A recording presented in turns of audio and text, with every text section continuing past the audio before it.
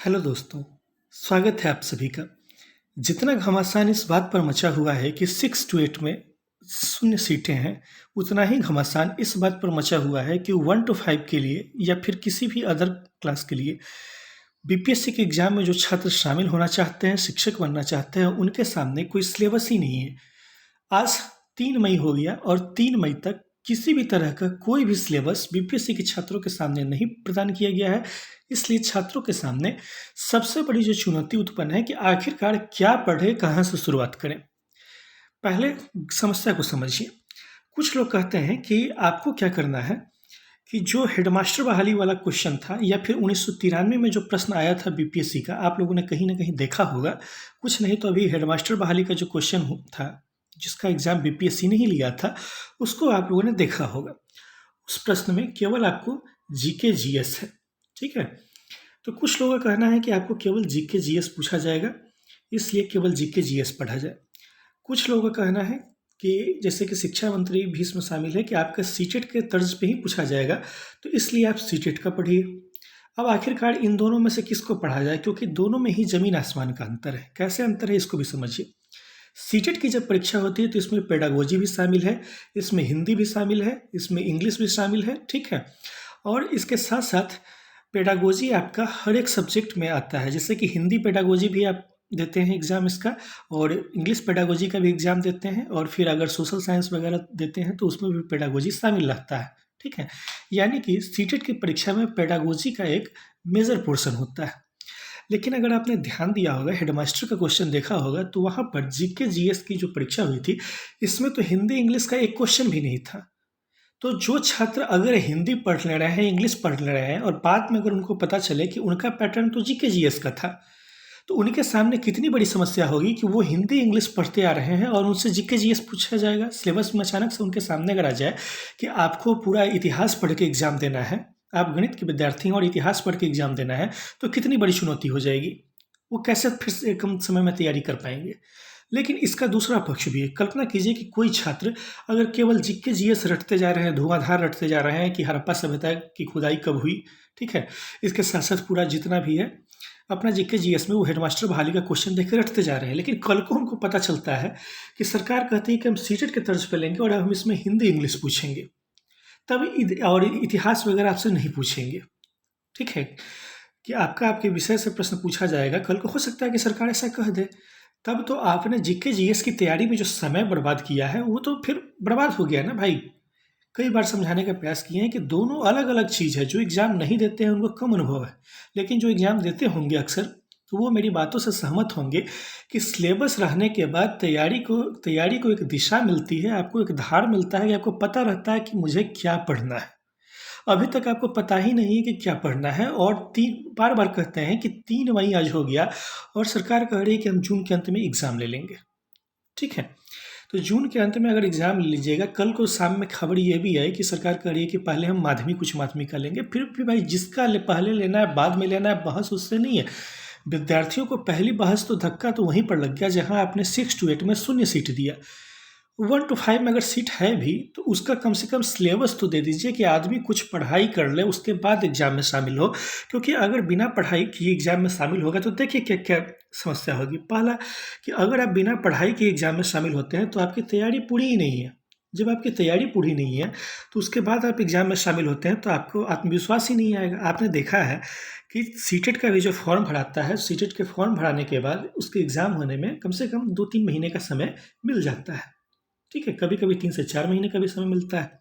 तो इस बीच में छात्र पढ़ाई करते हैं सिलेबस के हिसाब से, जिसको जहाँ से पढ़ना होगा, किसी को यूट्यूब से पढ़ना होगा तो यूट्यूब से पढ़ता है, किसी को अगर किताब से पढ़ना हुआ तो कोई किताब खरीद के पढ़ता है, जिसको जैसे पढ़ना हुआ, किसी को कोचिंग करना होगा तो वैसे करता है।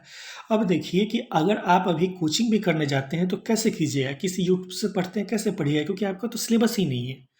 जो लोग पढ़ा रहे हैं अपनी मर्ज़ी से पढ़ा रहे हैं, तो वही तो खतरा फिर से हो गया ना कि अगर आप हेडमास्टर बहाली का तर्ज लेके पढ़ाई करते हैं और कल को हो जाए कि नहीं सीटेट के तर्ज पे क्वेश्चन पूछा जाएगा, तो आप जानते हैं हेडमास्टर बहाली में केवल जीके जीएस था, वो पूर्णतः अलग है, और इधर सीटेट का जो तर्ज है वो पूर्णतः अलग है। और अगर आपने सीटेट के तर्ज को लेकर पढ़ाई की और कल को कह देते हैं कि नहीं हम हेडमास्टर बहाली वाले तर्ज पे करेंगे, तो भी आपको पता है कि पूर्णतः अलग है। तो ऐसे में तो यही बात हुआ ना कि हमारी तैयारी अधूरी थी। हमको जैसे होता है कि सेना में भी जो लोग वायुसेना की ट्रेनिंग लेते हैं उनमें क्या होता है कि हवाई जहाज़ से कूदने की ट्रेनिंग दी जाती है। उनको ऐसा नहीं है कि एक ही दिन में कूदना आ जाता है, बार-बार उनको पैराशूट लेकर ट्रेनिंग दी जाती है। जब बार-बार कूदते हुए अभ्यस्त हो जाते हैं तब उनको एक्चुअल किसी मिशन पर भेजा जाता है। लेकिन आपके सामने में क्या स्थिति है? आपके सामने में तो ये स्थिति है कि आपके पास न तो पैराशूट है, यानी कि आपके पास सिलेबस भी नहीं है, पैराशूट भी नहीं है और आपको हवाई जहाज़ में खड़ा कर दिया गया है और अब बोल दिया जा रहा है कि हवाई जहाज़ से आप कूद जाइए। बिना पैराशूट के आप हवाई जहाज़ से कूदिएगा तो आपको क्या लगता है सही सलामत बचिएगा? नहीं बचिएगा। तो सर्वप्रथम जिस चीज़ की ज़रूरत है वो है सिलेबस, बार-बार कह रहे हैं। 6 to 8 में 0 सीट है, यह बहुत बड़ा धक्का है, इस पर जो करना है सो करेंगे। लेकिन उसके साथ-साथ कम से कम आदमी 1 to 5 की तैयारी में कुछ समय लगाता, पढ़ाई कर लेता, लेकिन सिलेबस ही नहीं है, ठीक है? तो कहाँ से ऐसे काम चलेगा? आपको तैयारी के साथ आप नहीं जाएँगे एग्ज़ाम में तो आत्मविश्वास ही नहीं आएगा, ठीक है? उसके बाद है कि नेगेटिव मार्किंग और ई ऑप्शन का भी खतरा बरकरार है। बहुत लोगों ने कभी बीपीएससी के पैटर्न पे एग्ज़ाम ही नहीं दिया है। जब बीपीएससी में आप एग्ज़ाम देंगे और जब सीटेट में एग्ज़ाम देंगे तो बेसिक अंतर है। समझिए मेरे दोस्तों क्या अंतर है? जब आप सीटेट का एग्ज़ाम देते हैं तो आपसे जैसे मान लीजिए वहाँ सीटेट के एग्ज़ाम में प्रश्न पूछा गया कि भारत की राजधानी क्या है? तो आपके सामने 4 ऑप्शन होगा, 1 ऑप्शन, 2 ऑप्शन, 3 ऑप्शन और 4 ऑप्शन। रहता है, ऐसे ही रहता है। पहले ऑप्शन पर मान लीजिए आपको लिखा रहेगा कि नई दिल्ली, दूसरे पर लिखा है मुंबई, तीसरे पर लिखा है कोलकाता, चौथे पर लिखा है चेन्नई। तो आपको पता है कि भारत की राजधानी नई दिल्ली होगी तो आप ऑप्शन नंबर 1 पर टिक करते हैं। लेकिन बीपीएससी के थ्रू जब भी एग्ज़ाम होता है तो बीपीएससी में 4 ऑप्शन नहीं 5 ऑप्शन होते हैं। वहाँ पर आपको पहला ऑप्शन रहेगा, ठीक है? वो पहला ऑप्शन कहते भी नहीं है, वो ए ऑप्शन कहेंगे, बी ऑप्शन कहेंगे, सी ऑप्शन रहेगा, डी ऑप्शन रहेगा और ई ऑप्शन रहेगा। ई ऑप्शन पर खतरा क्या है कि ए ऑप्शन आपको कहेगा, फिर से कर देते हैं इसको ताकि थोड़ा और स्पष्ट रूप से समझ में आए। बहुत सारे छात्र बीपीएससी का एग्ज़ाम कभी नहीं दिए हैं, उनके लिए है। देखिए बीपीएससी में ए ऑप्शन है, बी ऑप्शन है, सी ऑप्शन है, डी ऑप्शन रहेगा और ई ऑप्शन रहेगा। मान लीजिए कि आपसे प्रश्न पूछा जाए कि इनमें से कौन भारत के राष्ट्रपति एक से अधिक बार बने हैं? एक उदाहरण के लिए प्रश्न है, मुझे नहीं पता ये प्रश्न पूछा जाएगा कि नहीं पूछा जाएगा, समझाने के लिए बता रहे हैं कि अगर ये प्रश्न पूछा जाए, ए नंबर पर मान लीजिए लिखा हुआ है अब्दुल कलाम आज़ाद, दूसरे नंबर पर लिखा हुआ है प्रतिभा देवी सिंह पाटिल, ठीक है? इस तरह से आपको लिखा हुआ है। तब आप बताइए कि ये अगर लिखा हुआ है ABCD पर आपको हर एक जगह पर लिखा हुआ है, लेकिन ई ऑप्शन पर लिखा हुआ है कि इनमें से एक से अधिक, यानी कि यहाँ पर आपको लिखा था अब्दुल कलाम आज़ाद, यहाँ लिखा था प्रतिभा देवी सिंह पाटिल, ठीक है? इसके अलावा यहाँ पर आपको लिखा है 2 और राष्ट्रपतियों का नाम लिखा हुआ है। जैसे एक में राजेंद्र प्रसाद लिखा है, एक में कुछ और लिखा है। अब ई ऑप्शन में क्या लिखा हुआ है कि इनमें से एक से अधिक विकल्प सही है, यानी ए भी सही है, डी भी सही है, या हो सकता है ए भी सही है, बी भी सही है, ए के साथ-साथ सी भी सही है, या इनमें से कोई नहीं। ई ऑप्शन में आपको लिखा रहता है कि इनमें से एक से अधिक विकल्प सही है या इनमें से कोई सही नहीं है। अब बीपीएससी की परीक्षा जो छात्र देते हैं उनका दर्द पूछिएगा कभी तो उनका मुख्य दर्द यही है कि बहुत सारे छात्रों को ई ऑप्शन में गलती होता है, क्योंकि उनको पता ही नहीं रहता है कि भैया उनको ये तो लगते रहेगा कि हो सकता है कि ए ऑप्शन सही हो, बहुतों को लगता रहेगा कि हो सकता है बी ऑप्शन सही हो, लेकिन क्या फंसाते क्या है? आपने वो वीडियो सुना होगा, अतुल प्रसाद जो अध्यक्ष हैं बीपीएससी के चेयरमैन हैं, उन्होंने क्या कहा था कि हम लोग जानबूझ के ऐसा प्रश्न सेट करते हैं ताकि बच्चा उसमें फंसे। बच्चा अगर फंसेगा नहीं तो फिर मज़ा क्या आएगा कि दूसरे एग्ज़ाम में और बीपीएससी के एग्ज़ाम में क्या अंतर रह जाएगा। और ध्यान रखिए बीपीएससी के थ्रू जब भी कोई परीक्षा होगी तो उस परीक्षा में ऑप्शंस ऐसे ही सेट किए जाएंगे, वो सीटेट वाली बात नहीं रहेगी कि आप 4 प्रश्न देखें और एक प्रश्न आप उसमें से खट से टिक कर दिए, वैसा नहीं होता है। यहाँ ई ऑप्शन की समस्या रहती ही रहती है। जो छात्र आपके आसपास बीपीएससी की परीक्षा देते हों या दिए हों उन लोगों से आप अनुभव ले सकते हैं कि ई ऑप्शन को लेकर क्या समस्या आती है, ठीक है? अब क्या है कि नेगेटिव मार्किंग भी एक समस्या है। आपने आज तक सीटेट की परीक्षा दी है तो सीटेट की परीक्षा में नेगेटिव मार्किंग नहीं होता है मेरे भाई। सीटेट की परीक्षा में नेगेटिव मार्किंग नहीं होता है, इस कारण से क्या होता है कि 150 प्रश्न है, 150 प्रश्नों में हो सकता है कि आपको 80 प्रश्न आ रहे हों और 10 प्रश्न आपने ऐसे ही टिक लगा दिए। रेस्ट प्रश्न मान लीजिए कि 80 प्रश्न आ रहे हैं और आपने रेस्ट प्रश्नों पर ऐसे ही टिक लगा दिया, ऐसे ही टिक लगा दिया तो संजोग ऐसा हुआ कि आपने जो टिक लगाया उसमें से 10 क्वेश्चन सही हो गया। तो अब क्या हुआ कि 80 आपको सही आ रहा था और 10 आपका सही हो गया, तो 80-10 मिलके मेरे भाई 90 हो गया, ठीक है? तो आप पास कर गए, जनरल कैटेगरी से आप क्वालिफाई कर गए सीटेट की परीक्षा। लेकिन बीपीएससी की परीक्षा में ऐसा नहीं है, क्योंकि हेडमास्टर भर्ती की जो परीक्षा हुई थी तो बीपीएससी की परीक्षा में मेरे भाई हेडमास्टर भर्ती में 0.25 का निगेटिव मार्किंग था। 0.25 का निगेटिव मार्किंग कहने का मतलब है कि जैसे ही आप 4 क्वेश्चन गलत कीजिएगा तो आपका 1 नंबर कट जाएगा। हर एक 4 क्वेश्चन गलत करने पर आपका 1 नंबर कट जाएगा और आपका 1 नंबर माइनस हो जाएगा। आपका जो कि जितने सही क्वेश्चन आप बनाए होइएगा उसमें से 1 नंबर माइनस हो जाएगा। अब कहिए क्या हुआ, 1 ही नंबर ना माइनस हुआ? मेरे भाई 4 क्वेश्चन पर 1 नंबर माइनस हुआ है और आप सोचिए कि अगर इसी हिसाब से 20 क्वेश्चन गलत हो जाए तो क्या हो? 20 क्वेश्चन आपके गलत हो जाए तो इसको आप 4 से भाग दीजिएगा तो आपके 5 नंबर आपके कट गए। अगर आपके 30 क्वेश्चन गलत हो जाए तो सोचिए कितने आपके अंक कट गए। इसी तरह से किसी विद्यार्थी के मान लीजिए कि 150 प्रश्न है, 150 प्रश्नों में उसने 100 सही प्रश्न बनाए और 50 उसके गलती हो गए। 50 गलती हो गए कहने का मतलब सीधे सीधे उसके 10 अंक कट गए। और अक्सर ऐसा होता है कि 100 क्वेश्चन सही सही बना पाना 150 में बीपीएससी में एक कठिन काम है। आपने देखा भी होगा इस बार बीपीएससी की जो परीक्षा हुई थी उसमें 91 अंक की जनरल कैटेगरी का कट ऑफ 91 गया था 150 में, क्योंकि पैटर्न उन्होंने चेंज कर दिया था। फिर मास्टर भर्ती की परीक्षा में 150 अंकों की परीक्षा हुई मेरे भाई, आप लोगों ने भी देखा होगा, नहीं विश्वास होगा तो गूगल कर लीजिएगा।